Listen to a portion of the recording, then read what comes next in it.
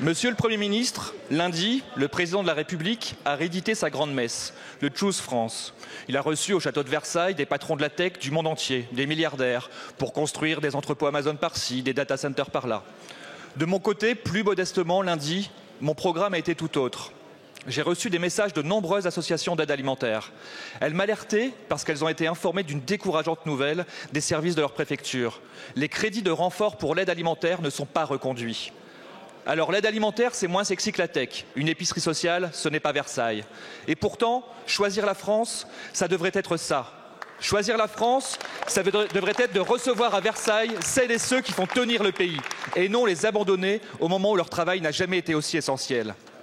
Si les crédits s'éteignent, la précarité alimentaire, elle, reste toujours aussi éclatante.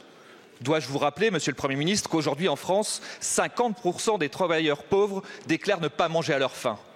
Alors pour vous, peut-être, ces crédits non renouvelés ne sont que des chiffres, une manœuvre comptable, voire une technique de passe-passe bien commode pour économiser quelques milliers par-ci, quelques millions par-là.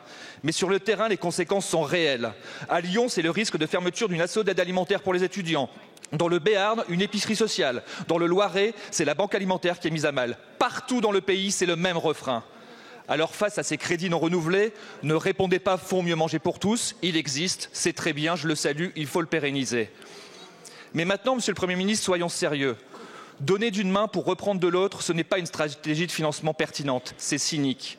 Éteindre des crédits sans tenir compte des besoins, et alors que bien trop de Français ont faim, ce n'est pas une stratégie de financement pertinente, c'est irresponsable. Alors, Monsieur le Premier ministre, ma question est simple. Pouvez-vous rassurer les acteurs de la solidarité et leur confirmer que les crédits non renouvelés seront sauvés? Monsieur le Premier ministre, allez-vous choisir la France, même un petit peu?